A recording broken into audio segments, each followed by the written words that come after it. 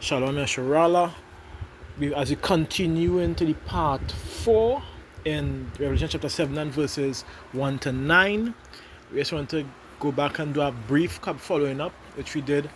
Revelation 7 verses 1, which went into some precepts like Jeremiah chapter 51 and verses 1 to 6. We also were supposed to go into Isaiah 66 and verses 15, referring to the winds of the earth and what it represents. And Scripture said is very clear. It says, behold, Yahweh will come with fire and with his chariots like a whirlwind to render his anger with fury and his rebuke with flames of fire. Talk about direct precept to match up to what the winds that is held back. Think about that for a minute. Think about it. So, as it goes, verse 16 it says, for by fire and by his sword will Yahweh plead with all flesh, and the slain of Yahweh shall be many. This is what's going to take. And this is what is going to happen when the four winds of the earth is released. Destruction is going to come, especially upon Babylon the Great, Esau, Edom, and their system, and their kingdoms, to be exact. They're going to be put down. This is what this wind is referring to: total destruction. Which is why we started off with destroying wind, as mentioned in Jeremiah. As it go floor down, it blow. What is it? To blow. Let me go back into it before I continue into verses. In your other verse, Jeremiah 51 and verses 1. Read again, and verses 2 it says, for thus saith Yahweh, behold, I will raise up against Babylon and against them that dwell in the midst of them that rise up against me a destroying wind, and will send up unto Babylon fanners that shall fan her, and shall empty her land, for in the day of trouble they shall be against her round about. Case closed. As it go on, it even mentions the archers, which we know who the archer is. It's against him that Bennett let the archer bend his bow, and against him that lifteth himself up in his brigandine, which is apparel, or exalting yourself in pride, which either a garment or showing what ranking, a rank, or how high you have reached, or what level you have reached, to be exact, which we went into the word before. It says, spare ye not her young men, destroy ye utterly all her host. See that? And as it goes even further, it shows you even more what it's going into. That total destruction upon Babylon the Great, aka America, which we know as the dwelling place, the main dwelling place of Esau, Edom today. So let's take a step back and continue where we left off in verses 5, I believe. Revelation 7 and verses 5, where it listed all the tribes. All the tribes are going to be saved. But verses 4 it says, and I have heard the number of them which was sealed, and there was sealed 144,000 of all the tribes of the children of Israel. So we made that very clear. And the 144,000, when they are sealed, when they are gathered out of the destruction, they are going to be with the Lamb, which pertaining to Revelation chapter 14 and verses 1 and 2, it says. And even as it go down, verse 3, it says, and I looked, which we went into, so I make sure I reiterate before we continue into the lessons. So it says, right? And I looked, and lo, a lamb stood on the Mount Zion, and with him 144,000, having his father's name written in their foreheads. See that? And I heard a voice from heaven as the voice of many waters, and as the voice of a great thunder. And I heard the voice of harpers harping with their harps, and they sung as it were a new song before as it were. Didn't say it was. And they sung as it were a new song before the throne and before the four beasts and the elders, and no man could learn that song but the 144,000 which were redeemed from the earth. They are the ones that's going to be saved. They are the ones that's going to be delivered from these harsh trials. They are what we know as the elect, according to the sound doctrine, the remnant, according to the election of grace mentioned in Romans chapter 11 and verses 5 to 7. It says, as a day would, these would are they which were not defiled with women, for they are virgins.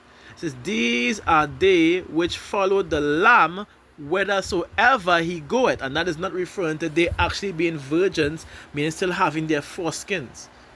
Okay? Still having their foreskin, that's not what it's going into. But let's continue. These were redeemed from among men, being the first fruits unto power and to the Lamb. It's referring to their faithfulness, their obedience, humbling themselves back down. Alright? Having the Heavenly Father, Yahweh Shem Shai, as their first love, and having that not change. But let me continue verses no, I think we should stop from this part. Right? Let's go back into Revelation chapter 7 verses 5, and goes in. It says, of the tribe of Judah was sealed 12,000, of the tribe of Reuben was sealed 12,000, of the tribe of Gad was sealed 12,000, of the tribe of Asher was sealed 12,000, of the tribe of Naphtali was sealed 12,000, of the tribe of Manasseh was sealed 12,000, of the tribe of Simeon was sealed 12,000, of the tribe of Levi was sealed 12,000, of the tribe of Ishkar was sealed 12,000, of the tribe of Zabulon was sealed 12,000, of the tribe of Joseph was sealed 12,000, of the tribe of Benjamin was sealed 12,000. After this I beheld, and lo, a great, this is the point we are dealing with, a great multitude, which no one could number, of all nations and kindreds and people and tongues, stood before the throne and before the Lamb, clothed with white robes and palms in their hand. So, by understanding this, many people would tend to say that this is referring to a different sect of people, not referring to the Israelites, but as many have said, out of their own mouth, they have directly said it was referring to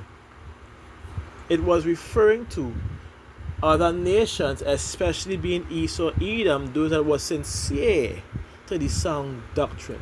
How could you be sincere if you were never part of something, if you were never part of it? How could you even be added into something you were never part of? This is the mindset of Christians as per usual, which is why we always have to go back and do what? Break it down, because it's hard enough for that we are here proving them wrong. It's also harder to show that they really don't have no understanding. So these are the things that they tend to say without backing it up, without any understanding behind it. So let's target part in part, understanding what this precept is going into. So let's read from the first part, and we'll stop and we'll break that down. It says, after this I beheld, and lo, a great multitude, which no man could number. Stop right there. According to scriptures, the only nation that was mentioned to never be able to number, or as the sand of the sea, is Israel. Let us start with firstly showing prophecy and promises of the Heavenly Father promising Jacob and Abraham, Isaac, and Jacob's seed, to be a great multitude. Let us start with Genesis chapter 28 and verses 1 to 3, and it says, "And Isaac called Jacob and blessed him and charged him and said unto him, Thou shalt not take a wife of the daughters of Canaan.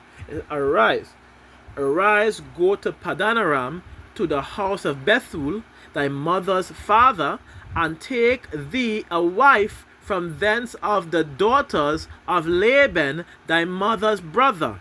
And power almighty bless thee, and make thee fruitful, and multiply thee, that thou mayest be a multitude of people."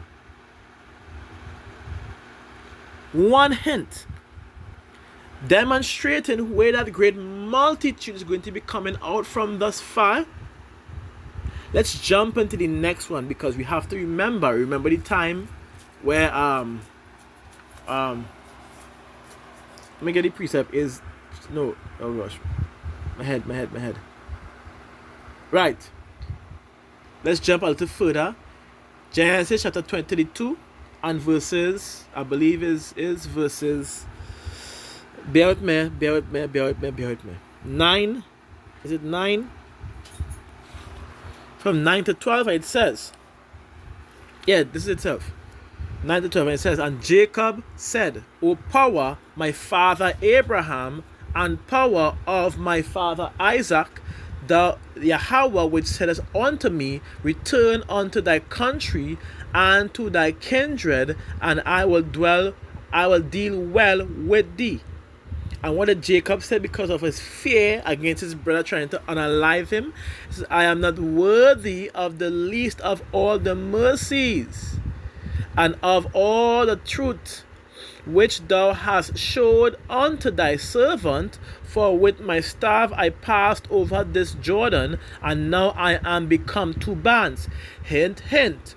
Future prophecy also referring to what? The separation of the kingdom of Israel, which is have the southern kingdom, Judah, Benjamin, and Levi, and the northern kingdom, the rest of the 10 tribes, right? As you continue, it says, "Deliver me, I pray thee, from the hand of my brother, from the hand of Esau, for I fear him, lest he will come and smite me and the mother with the children. It says, thou saidest, I will surely do thee good, and make thy seed as the sand of the sea, which cannot be numbered for multitude." Let's go back. You see that part? Very important. Which cannot be measured for multitude. Didn't the scriptures said that the great multitude which cannot be measured nor numbered? Only one nation mainly was given that great blessings of being being fruitful and multiplying, great enough to become a multitude of nations. Not people, of nations.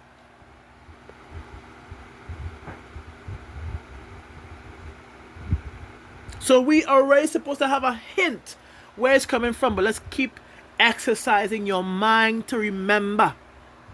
Do you remember the blessings that the Heavenly Father placed onto Israel if they go onto Egypt, which was foretold to happen in time of Abraham, with the prophecy that his seed is going to go into captivity, roughly paraphrasing, under the people, where they will multiply exceedingly? Did we not read that before in life? So going back into it, let's get a precept to add to what we're speaking about. Pause. I believe it's Genesis 46, where it says what?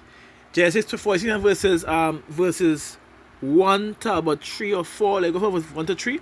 It says, "And Israel took his journey with all that he had, and came to Beersheba, and offered sacrifice unto the power of his father Isaac, and the power and power spake unto Israel in the visions of the night, and said, Jacob, Jacob. And he said, Here am I. And he said, I am power, and I am the power of your father. Fear not to go down into Egypt, for I will make thee a great nation." That was the promise to the children of Israel, which we know they went, because as you go further, it says, I will go down with thee into Egypt, and I will also surely bring thee up again, and Joseph shall put his hand upon thine eyes. And Jacob rose up from Beersheba, and the sons of Israel carried Jacob their father and their little ones and their wives in the wagons which Pharaoh had sent to carry him, and they took their cattle and their goods which they had gotten in the land of Canaan, and came into Egypt, Jacob and all his seed with him. So it shows that they went. Look at the promise after. Look at what was happening. As promised, let's read the precept. Alright. Now these are the names of the children of Israel which came into Egypt. Every man and his household came with Jacob: Reuben, Simeon, Levi, Judah, Issachar, Zebulun, Benjamin, Dan, Naphtali, Gad, Asher. All of the souls that came out of the loins of Jacob were 70 souls, for Joseph was in Egypt already. And Joseph died, and all his brethren, and all that generation, and the children of Israel were fruitful and increased abundantly, and multiplied and waxed exceedingly mighty, and the land was filled with them. Right here, right here, it started to happen.